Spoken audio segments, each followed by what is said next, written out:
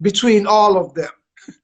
Mm. You know, the main thing is to focus on is the common thread, the chlorophyll, the calcium, the iron.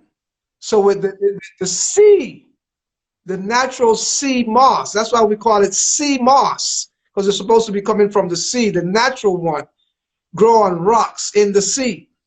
Mm-hmm.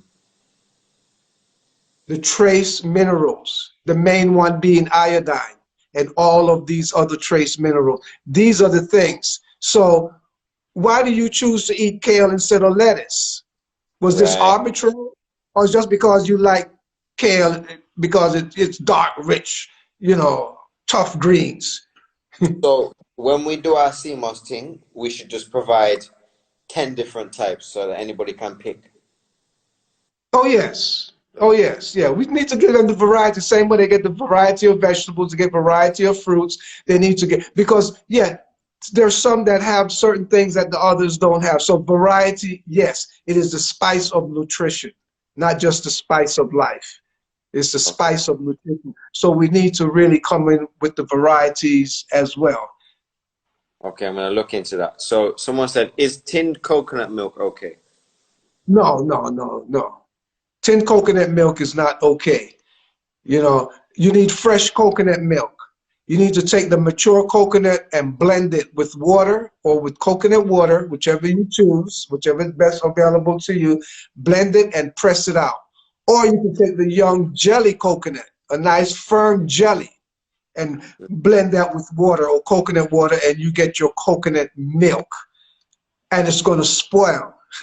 Your food should be spoilable. So if it's in Okay. a tin, it not gonna spoil because it's already dead. And you don't want dead milk because it's been processed in a way that is difficult for the body to take on. So that's why I even, you know, when I do my coconut oil, I don't do it the traditional way. I juice the mature coconut and get a coconut cream.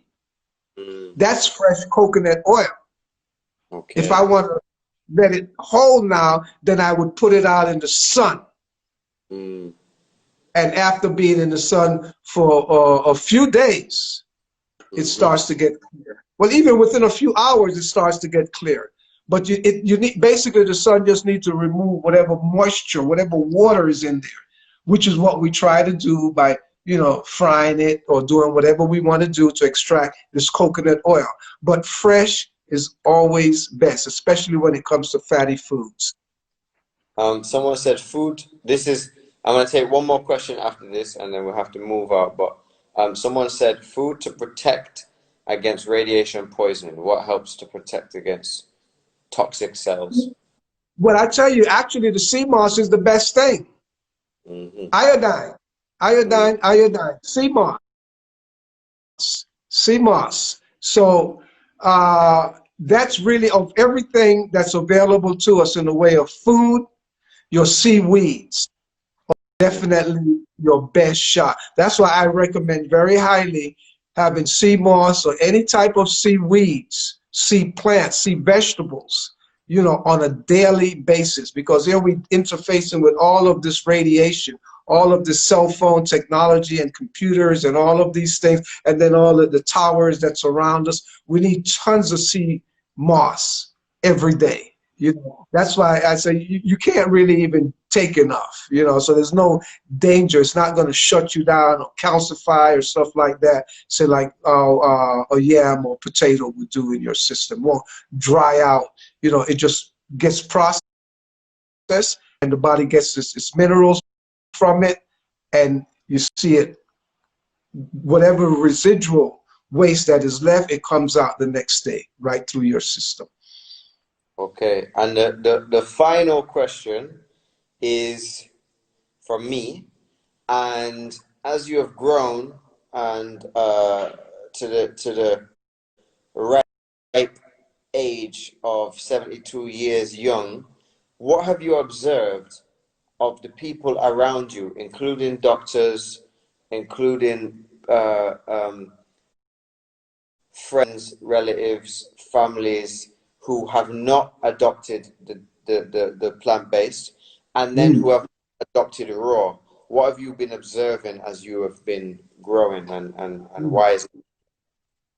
Yeah, well, I tell you, as far as the immediate family is concerned, it's scary Mm, because of my uh, four siblings, I'm the only one that took this path, and mm-hmm, a brother 8 years younger than me passed away years ago, a massive heart attack.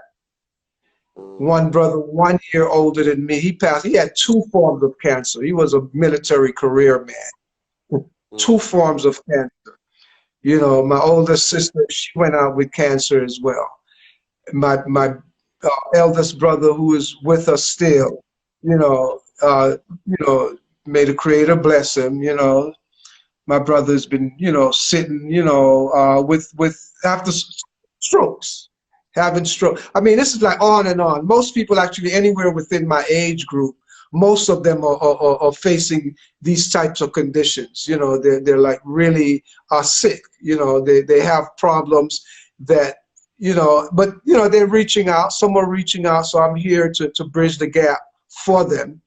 But the people that I have seen, that I've witnessed, that have come into this plant living, you know, 40 years old, 50, 60, 70, even 80 years old, you could see the difference tremendously, tremendously, like automatically. I mean, I've had an experience with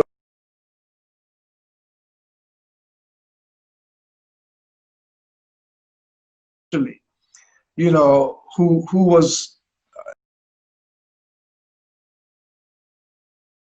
in his upper 70s. mm-hmm, And after 3 months on all plant foods, all raw foods, and doing regular fasting once a week, mm-hmm, to see his feet, his foot. How men, when they get a certain age, the foot is a telltale sign. The mm-hmm, foot dry up and it mm-hmm, crack up, dry, dry, dry, dry. mm-hmm, Man's foot come back soft like baby feet, man. mm-hmm. These are the obvious things that no one can dispute at all. These are the obvious things. You see visions clear up. You see skin's conditions clear up. Because now, first of all, what we're doing, we're removing the defective cells, the dead cells. We're throwing them outboard. So now, ideally, what we want to do is tap back into the root cells so that they can grow again. So that's why you see some people who like would get a cut and the thing just won't heal. They may have, say, a tumor on their foot. Like one brother, a very good example, which most of you should be able to find him and call him right now and ask this man, can he testify to can he verify what I'm saying about him? Stanley Banks, and I will call his name because he's given me the permission to call his name and let you know. Stanley Banks, who is George Benson's bass player, when he came to me in 1999, right before I left Brooklyn, and he Mm-hmm. took my certification course, number one, after he heard me speaking, he said, look, I'm going to take your course, but if everything you're saying to us today, if it's true, I won't be able to eat pork anymore. You know,